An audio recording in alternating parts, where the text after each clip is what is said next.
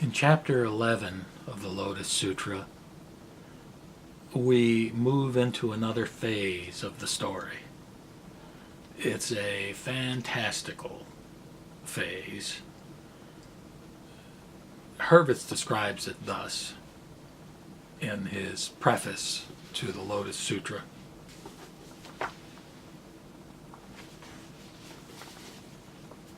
An immense stupa arises out of the earth, and the Buddha tells his listeners that it contains the body of a Buddha named Prabhutaratna, who in a previous age preached the lotus, vowing to produce his reliquary after his nirvana, wherever and whenever the lotus should happen to be preached. Then the stupa opens up, and Prabhutaratna, seated within it, offers half his seat to the Buddha. A number of beings salute both Buddhas. The translation of the name of this Buddha is Abundant Treasures. And so, again, amazingly, what we have is this stupa, this structure, this huge structure, coming out of the earth and rising, within which is contained the body of this Tathagata, this Buddha from the long ago past, who presumably was extinct, who has come to hear the Lotus Sutra as preached by Shakyamuni Buddha, and who affirms the validity of the contents of the teaching and praises Shakyamuni for sharing it with the assembly. Now, what does all this mean? Hard to say. But, I think in one sense what it tells us is that what is opening up here through our imaginations is a glimpse of a much broader universe and cosmos than we ordinarily encounter in our everyday existence. And, we know certainly from cosmology that the universe is mysterious and humongous beyond human imagination, and billions and tens of billions of stars within each galaxy. So, it's not necessarily a stretch to be talking about this kind of fantastical, inconceivable universe of Buddhas and Bodhisattvas that are characterized as existing within this chapter of the Lotus Sutra.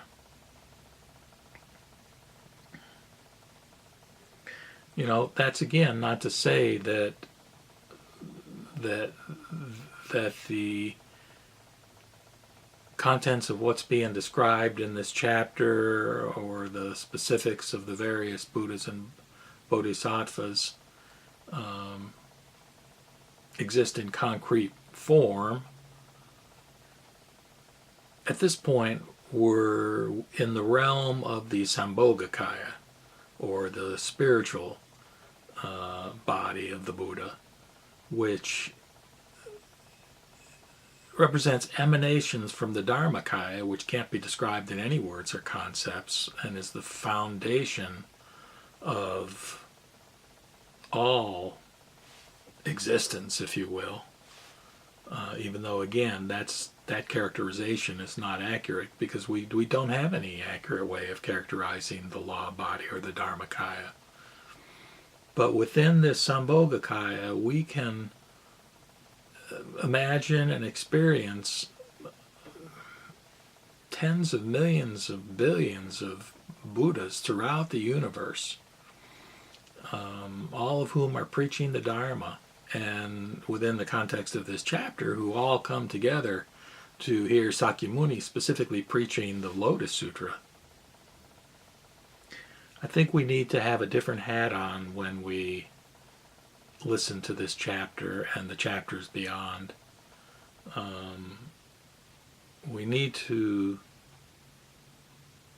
look beyond the scope of what we can experience through our five senses and open ourselves up to the infinite possibilities that as human beings we can experience through our mind and through our spiritual sensitivities.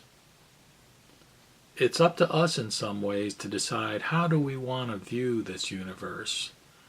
Is it filled with demons and feared entities of a variety of kinds?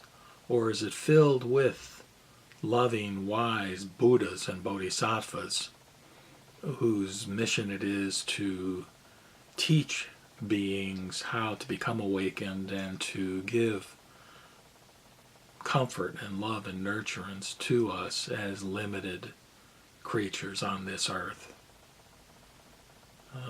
In that sense, it's up to us. And for those who are able to be open to find comfort and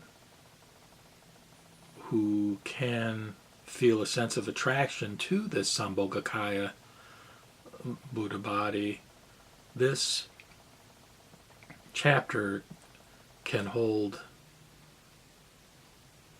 much deep meaning, as it did for many millions of Buddhists in the past,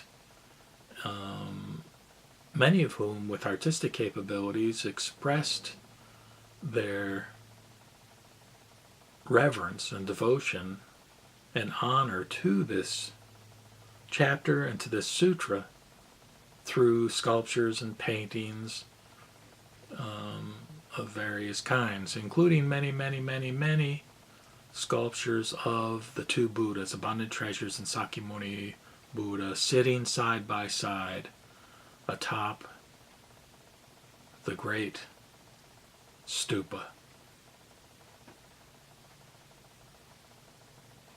which arose from the earth.